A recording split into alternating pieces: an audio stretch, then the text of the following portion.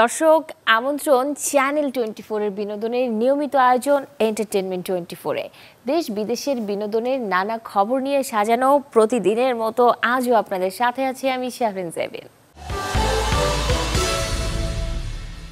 চূড়ান্ত হলো মায়ার জঞ্জাল ছবির মুক্তির দিন। দুই বাংলার যৌথ প্রযোজনায় তৈরি সিনেমাটি 24 ফেব্রুয়ারি প্রেক্ষাগৃহে দেখবে আলোর মুখ। গতকাল কলকাতার বইমেলায় প্রকাশ পেয়েছে মায়ার জঞ্জাল ছবির ট্রেলার। জসিম আহমেদের প্রযোজনায় সিনেমাটি পরিচালনা করেছেন ইন্দ্রনীল রায়চৌধুরী। 19 বছর পর বড় পর্দায় ফিরছেন অপি করিম। সুন্দরী মেয়ে বিয়ে করলে পাড়ার মোড়ে তো লক্কা পায়রা ঠেক বসে যাবে। তাকে বলো তোমার বউয়ের লক্কা পায়রার শখ নেই। 2004 সালে মুক্তি পাওয়া ব্যাচেলরের পর মায়ার জঞ্জাল দিয়ে চলতি মাসে প্রেক্ষাগৃহে আসছেন অপি করিম, যেখানে তার বিপরীতে আছেন কলকাতার অভিনেতা ঋত্বিক চক্রবর্তী। আজ থেকে এটা মাইনে বন্ধ, দেখি তোর ভাত কেমন জোটে। সিনেমা তো নানান রকমের হয় এবং সব সিনেমা একরকম হয় না। তো মায়ার জঞ্জাল সেই ওই একরকম সিনেমার থেকে বাইরে গিয়ে অন্যরকম একটা সিনেমা। আর আসলে ছবি আসার পর ছবি নিয়ে 50টা কথা বলার থেকে যেটা মনে হয় যে মানুষের যদি ভালো লাগে তারা যেন ছবিটা হলে গিয়ে দেখেন, এটা সবচেয়ে গুরুত্বপূর্ণ। আমি আমার ছবি তো দারুণ হয়েছে বলবই, এবং আসলে ট্রেলারটা ভালো লাগতে হবে মানুষের। যদি মনে হয় যে আমি একটা অন্যরকম ছবি কিছু করি এটুকু যদি সামান্য মনে হয় তাহলে হলে এসে সবাই যেন ছবিটা দেখে। পোস্টার আর টিজার প্রকাশের পর কলকাতার বইমেলায় আনুষ্ঠানিকভাবে মুক্তি পেয়েছে দুই বাংলার যৌথ প্রযোজনায় তৈরি মায়ার জঞ্জাল ছবির ট্রেলার, যেখানে উপস্থিত ছিলেন বাংলাদেশ কলকাতার শিল্পী নির্মাতারা। আমি একটা মায়ার জঞ্জালেই আছি এখানে জড়িয়ে। এই ছবিতে যে বেশ কিছু মার খাওয়া চরিত্র এবং একই সঙ্গে তারা ধুঁকতে থাকা চরিত্র, গ্রিডি, অসহায়তা আছে তাদের, একই সঙ্গে তাদের খুব ঘুরে দাঁড়ানোর ইচ্ছে আছে, স্বপ্ন দেখে তারা, এবং এটার মধ্যে দিয়ে তারা কতগুলো একটা অহৈতুক মায়া তৈরি করে, অহেতুক মায়া। এই মায়ার মধ্যে অনেকেই জড়িয়ে যায়। আমার যে চরিত্রটা, সেও এই মায়ার মধ্যে জড়িয়ে সে এইখানে সম্পর্কের মধ্যে একটা ঢুকে পড়ে। সেটা ছবিটা দেখলে আরও স্পষ্ট হবে। আমার কাছে এটা বিরাট ব্যাপার যে আজকে একটা ছবিতে আমি অভিনয় করেছি, একটা ইন্দো বাংলাদেশ কোলাবোরেশনের ছবি, যার ট্রেলার লঞ্চ হচ্ছে বইমেলাতে। এটা আমার কাছে একটা দারুণ ব্যাপার। এবং শুধু তাই নয়, মানে এত লোক এসেছেন, যথেষ্ট বড় অডিটোরিয়াম, সেটা প্রায় ভর্তি। তার মানে লোকে আগ্রহী, লোকে উৎসাহী এই ছবিটার ব্যাপারে। আমি মঞ্চে উঠেই বললাম যে এটা একটা খুব অন্যতম একটা অনুভূতি, ফিলিং, কারণ অনেক বছর অনেক ছবিতে কাজ করেছি, কিন্তু এমন সুযোগ কখনো হয়নি। এরকম একটা ভরপুর একটা প্ল্যাটফর্মের মধ্যে, আমাদের বইমেলার মধ্যে আমাদের ছবি মায়ার জঞ্জালের ট্রেলার লঞ্চ হলো। It's a very beautiful feeling. একদিনই খুব বিজি হয়ে গেছে দেখছি। বিজি হবো না তো কি তোমার মতো সারা রাত এসিতে ঝিমাবো? সিনেমার গল্পে অপি করিমের চরিত্রের নাম সোমা। স্বামী ও সন্তান নিয়ে কলকাতায় তার সংসার।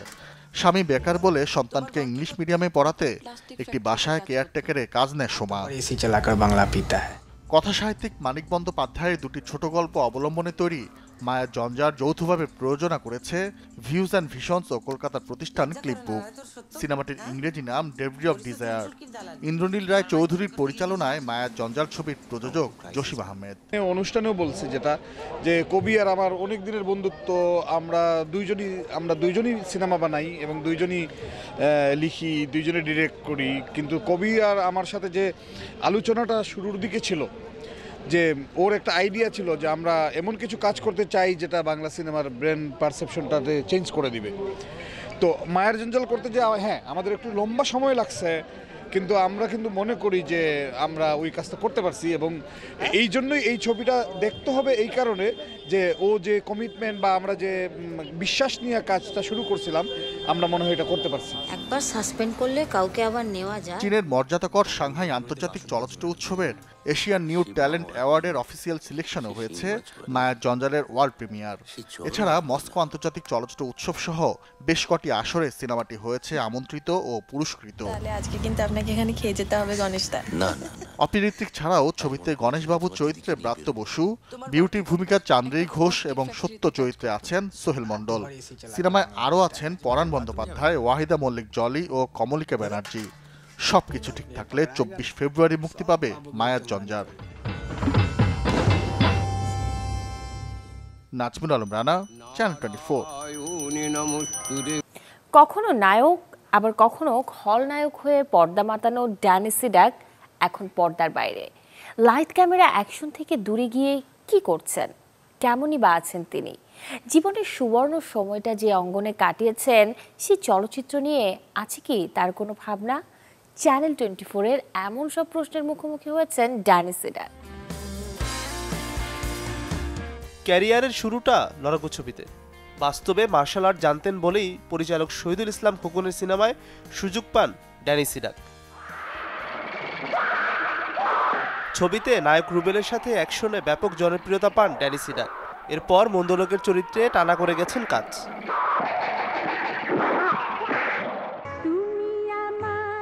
ক্যারিয়ারে শুধু যে খলনায়কই ছিলেন তা নয়, বনের রাজা টারজান, সুপারম্যান, গরিবের রাজা রবিনহুড, সিংহপুরুষ, বাঘাভাগিনী কিংবা রূপের রানী, গানের রাজার সহ বেশ কয়েকটি ছবিতে নায়ক চরিত্রে অভিনয় করেছেন ড্যানি সিডাক। পরিচালিত। যদিও কয়েক বছর হলো এখন আর রূপালী পর্দায় নেই তার পদচারণা, কিন্তু কেন? বিএফডিসিতে দেখা হতেই চ্যানেল 24-এর এমন প্রশ্নের উত্তর দিলেন ড্যানি সিডাক। আপনারা জানেন যে মাঝখানে তো করোনা গেল 2 বছর, তার আগে তো ছবি করছিলাম, হচ্ছিল। এখন আমরা তো আসলে সব ছবি করি না। আপনি ভালো করে জানেন যে আমরা আমাদের যে মানে চলচ্চিত্রের যে অবস্থানটা, আমাদের মতো তো চরিত্র হতে হবে, তাই না? তা নাহলে তো আমরা সব কাজ করতে পারবো না। তো সেই ধরনের ছবি হলেই কিন্তু আমরা করি আসলে। 80 আর 90 দশকের হলিউড আদলে সিনেমা করার চেষ্টা করেছেন ড্যানি সিডাক। গল্পের প্রয়োজনে সত্যিকারের সিংহ কিংবা অজগর সাপের সাথে করেছেন ঝুঁকিপূর্ণ অভিনয়। স্মৃতিচারণে ফিরে গেলেন সেই গল্পে। আমি লাইভ সিংহর সাথে লড়াই করেছি। আমি লায়নটাকে ধরলাম, মনে হয় 1 সেকেন্ডের মধ্যে লায়নটা আমার বুকের মধ্যে পড়ে গেল। আমি ধরে নিয়ে ওকে পড়ে গেলাম, পুরো বুকের ভিতরে লায়নটা আমার, এবং লায়ন আমাকে তার 2 হাত দিয়ে মাথা দিয়ে প্রচণ্ডভাবে আঘাত করছে। মানে মনে হচ্ছে যে আমাকে কেউ বিশাল গড়ি দিয়ে পিটাচ্ছে, আমার পুরো বডির পার্টসগুলো নড়ে উঠতেছে বারবার। আমার অজগরকে ধরা পড়ে আমি বুঝতে পেরেছি অজগর কিন্তু প্রচণ্ড শক্তিশালী, এবং অজগর কিন্তু নরম কিছু নয়, মানুষ ধরলে ও লোহার মতো শক্ত হয়ে যায়। যেভাবে আমাকে পেঁচিয়ে ধরেছিল, ওই রূপের রানী গানের রাজা ছবিটি আপনারা দেখলে বুঝতে পারবেন যে আমি কিভাবে ওর সাথে লড়াই করেছিলাম। 38 বছরের ক্যারিয়ার নিয়ে ড্যানি সিডাকের নেই কোনো আফসোস। বললেন, বাংলা চলচ্চিত্রের সাথে যুক্ত হতে পারাটাই ছিল তার কাছে পরম সৌভাগ্যের। আমার তো 38 বছর ক্যারিয়ার। আমি খুব সুখ পাই, আনন্দ পাই যে আমি চলচ্চিত্রের অভিনেতা, পরিচালক, প্রযোজক। এটা আমাকে খুব আনন্দ দেয়। তবে অভিমান ভুলে আবারও অভিনয়ে ব্যস্ত হতে চান ড্যানি সিডাক। করতে চান মনের মতো চরিত্রে অভিনয়। জানালেন, সম্প্রতি তিনি যুক্ত হয়েছেন কাজী হায়াতের মালিবাকের মরিয়ম ছবিতে। ফিল্মে আমি আগেও ছিলাম, এখনও আছি, সামনেও থাকবো, কারণ আমি প্রত্যেকটা হলিউডের বিখ্যাত ছবির আদলে কিন্তু আমি ছবিতে অভিনয় করেছি। এই নায়কের বিশ্বাস, মাঝের সময়টায় হতাশা থাকলেও ভালো গল্প আর নির্মাণে আবারও ঘুরে দাঁড়াবে বাংলা চলচ্চিত্র। মাজহারুল ইসলাম তামিম, চ্যানেল 24, ঢাকা। আমাদের চিরসাথী, পুলিশে ধরলে মার, র্যাবে ধরলে মার। 2021 সালের আজকের দিনে পৃথিবীর মায়া ছাড়েন 90 দশকের জনপ্রিয় চলচ্চিত্র পরিচালক মনোয়ার খোকন। 1992 সালে লক্ষ্মীর সংসার সিনেমা দিয়ে বড় পর্দায় পরিচালক হিসেবে অভিষেক ঘটে তার। স্বামী কেন আসামি এবং মেয়েরাও মানুষ সিনেমা দিয়ে ব্যাপক সাফল্য পান প্রয়াত এই গুণী নির্মাতা। মনোয়ার খোকন পরিচালিত উল্লেখযোগ্য সিনেমাগুলোর মধ্যে আছে সংসারের সুখ দুঃখ, ঘাত প্রতিঘাত, একটি সংসারের গল্প, স্বপ্নের পুরুষ, খুনি শিকদার, কসম, বাংলার মাটি, মায়ের হাতের বালা, জিদ্দি, বাংলা ভাই। তার সবশেষ পরিচালিত ছবি পাওয়ার। দর্শক, এবারে ছোট করে জানবো দেশ বিদেশের তারকাদের কিছু টুকরো খবর। জানবো দিনভর কে কোন ইস্যুতে ছিলেন খবরের শিরোনামে। 4 বছর ধরে সেন্সর বোর্ড থেকে ছাড়পত্র মিলছে না শনিবার বিকেলের। মোস্তফা সরোয়ার ফারুকী পরিচালিত সিনেমাটি এবার পুনরায় পরীক্ষা করার সিদ্ধান্ত নিয়েছে সেন্সর বোর্ডের আপিল কমিটি। নতুন সিনেমায় যুক্ত হলেন চিত্রনায়িকা শবনম বুবলী। তুমি যেখানে আমি সেখানে শিরোনামে সিনেমাটি পরিচালনা করবেন দেবাশিস বিশ্বাস। সিনেমার প্রধান নারী চরিত্র বিজলির ভূমিকায় দেখা যাবে বুবলীকে। অভিনেতা গীতিকারের পর এবার গায়ক হিসেবে হাজির হচ্ছেন মোশাররফ করিম। নিজের অভিনীত বিল ডাকিনী সিনেমায় প্রথমবারের মতো গান গাইবেন তিনি। 9 ফেব্রুয়ারি ফজলে কবির তুহিন পরিচালিত সিনেমাটির গানে কণ্ঠ দিবেন মোশাররফ। বর্তমানে ভারতে আছেন ঢাকাই সিনেমার নায়ক ফেরদৌস। ওপার বাংলায় গিয়েই দীর্ঘদিনের বন্ধু প্রসেনজিৎ চট্টোপাধ্যায়ের সাথে দেখা করেছেন তিনি। বুম্বাদাকে অনুপ্রেরণা বলে ফেসবুকে পোস্ট করেছেন ফেরদৌস। অন্যদিকে দীর্ঘদিনের পুরনো বন্ধুর দেখা পেয়ে ধন্যবাদ জানাতে ভুলেননি প্রসেনজিৎ। 7 মাসের স্বামী আদিল দুরানির সঙ্গে বিবাহ বিচ্ছেদ ঘোষণা করেছেন রাখি সাওয়ান্ত। একাধিক পরকীয়া, শারীরিক হেনস্থার অভিযোগের সাথে নিজের মায়ের মৃত্যুর জন্য আদিলকে দায়ী করেন রাখি। মুম্বাইয়ের ওয়াসিওয়ারা থানায় করা মামলায় গ্রেপ্তার করা হয়েছে আদিলকে। ক্যারিয়ারের 519তম সিনেমা নিয়ে পর্দায় আসছেন বলিউড অভিনেতা Anupam Kher.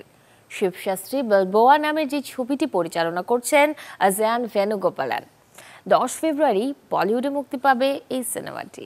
Right in front of the camera, please. Name Shiv Shankar Shastri, sir. Welcome to America. Shiv Shastri खुद बॉक्सर नहीं है। ক্যারিয়ারের প্রথম হিন্দি সিনেমা নির্মাণ করছেন মালায়ালাম পরিচালক অজয়ান ভেনুগোপালান।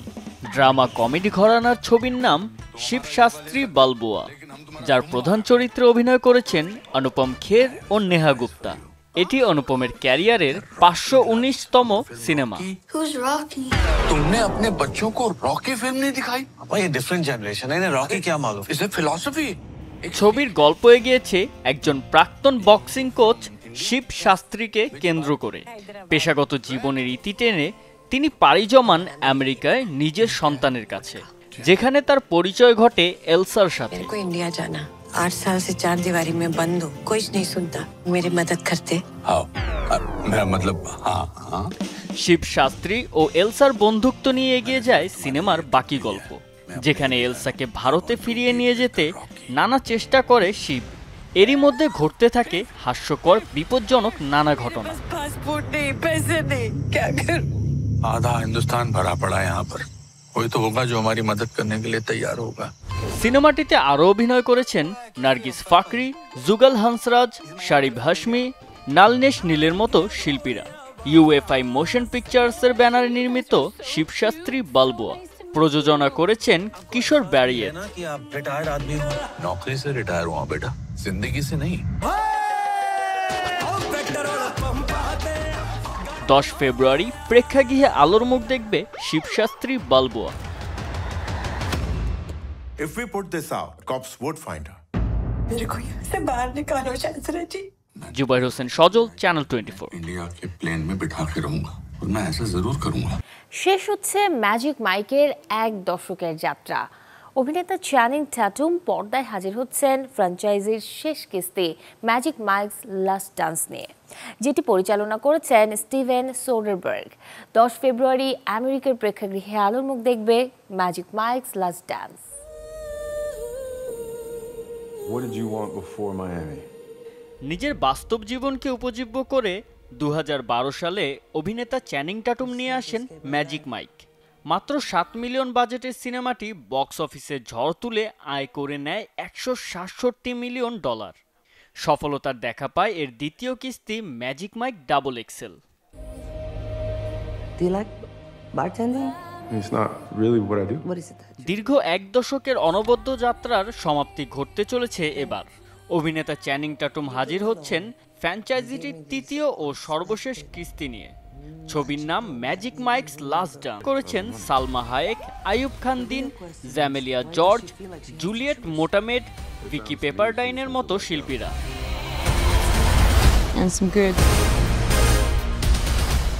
10 ফেব্রুয়ারি হলিউড প্রেক্ষাগৃহে আলোর মুখ দেখবে magic Mike's last dance.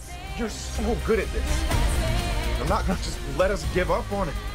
Zubair Hossain সজল, চ্যানেল 24।